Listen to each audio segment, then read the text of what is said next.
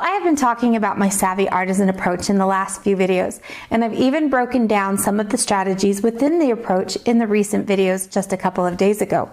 That included getting to know different types of torches, and I even gave you some homework to try out so you can become more proficient and know what your torch can and cannot do.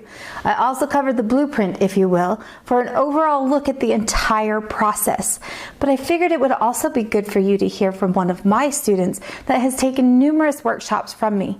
You can hear firsthand how this approach has helped her in her own jewelry making and the role that it has played in helping her to develop her own style and voice in the jewelry niche. If you happen to jump into this video without seeing the previous 4 videos, stop now and go check out some of the others, because there's a lot of important information and techniques shared and you won't want to miss them. I wanted to share a little bit about my own experience and how I developed this approach. Before I began making jewelry, I was teaching web development and programming languages. I went through extensive train-the-trainer type of courses. I understand how people learn, and better yet, I'm really good at teaching. That is my real skill. There are 3 types of learners: those who learn just by watching it be done, those who can hear it once and are good to go, and the third are those that learn by doing. I'm primarily a visual learner, but things are cemented when I actually do it. As I moved into making jewelry and began taking simple courses, I came across a lot of teachers who taught with a technique-based approach. They showed the technique and told me to go make something. I was very new as an artist, and that approach was very difficult for me. I didn't know how to come up with a design. I began teaching jewelry workshops when I couldn't find any locally in my own area. So when it came to developing my own classes, I drew upon my experience and what I struggled with.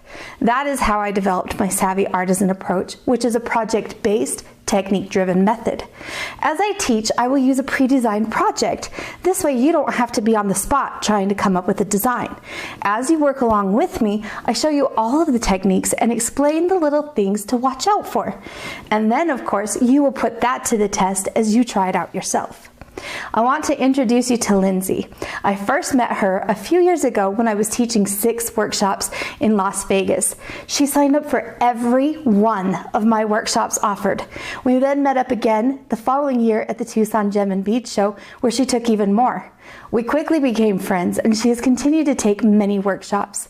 I will let her tell you her own thoughts about the Savvy Artisan Approach and how it has helped her in her own art jewelry journey.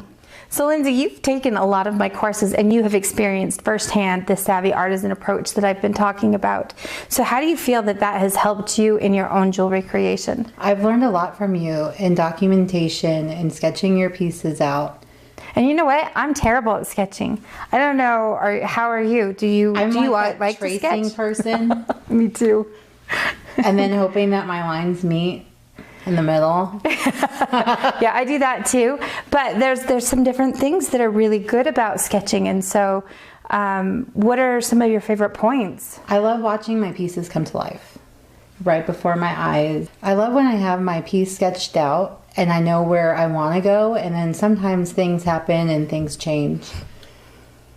Do you find that when you run into a bump that you're better equipped to handle those? Yes, I do, because when I'm sketching, I can look and see what parts are going to be super challenging to where I can better prepare myself when it comes to that time. So I know that when you came to me with your first classes, you were very new to soldering.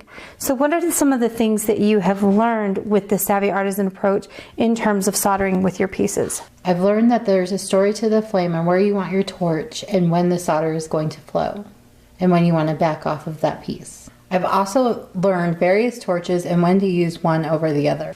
So now, Lindsey, when you very first came to work with me, your method of polishing included tossing your piece into the tumbler. So do you feel like my method that I've taught you has changed that for you as well? Oh my goodness, immensely, because now I know which accessories for my flex shaft that I'm looking for to achieve the desired effect of polishing that I want. So how do you feel that your polishing has changed now from what it was when you started? I'm able to get my lines a lot smoother, so when I have my wires that you can see where they connect. I can blend them together. That's kind of a big thing. That alone will take your pieces and make them look a lot more professional. It is. Well, thank you, Lindsey. I'm so glad that you were here this week to help me out with this. And I've thoroughly enjoyed having you as a student, and I'm looking forward to seeing your continued progress, because your pieces have changed by leaps and bounds from when we met 4 years ago. They continue to change every day, so thank you. Now, she followed the exact same steps that I take my students through in my new online course, the Freeform Cuff, and that's launching in just a few days. Imagine being able to sit across from me and see exactly what my hands and fingers are doing as I show you how to design a unique cuff with a few variations. You're going to create bezels and tube settings, both prefabricated and from scratch. And you are also going to be able to put a high finish on your piece, and I'm going to walk you through every step of the way. Imagine how much time and money you're going to save compared to trying to figure this out by yourself, especially reducing that potential wastage. Now, as you can imagine, I can't possibly work with everyone. In fact, I like to kind of keep my online courses relatively small to make sure that everyone can get the help and support they really need. So as much as I would like to help everyone, I can only accept a limited amount of new students while still maintaining the level of support that's needed to provide the progress you want. So please understand, this is genuinely special, and a limited opportunity and spots will be granted on a first come, first served basis. This is literally the best program I've ever created, and I wouldn't be surprised if it fills up in a few hours. So keep your eyes open and jump on board as soon as registration is open. So if that's something you're interested in, then make sure you click on the link under this video and put your name in the email on that early bird wait list, and your spot will be reserved to get early access to that program. Everyone on the early bird wait list will get access to the registration link the night before the program opens up to the public. In the next video, I will give you some specific instructions that you can then follow to make sure that you get a spot in the program, and I'll also share some more information about the Freeform Cuff Workshop and how it is different from other things you might have seen before. I hope that you enjoyed seeing how my approach helped Lindsey, and I wish to see you all on the next video. We'll see you then.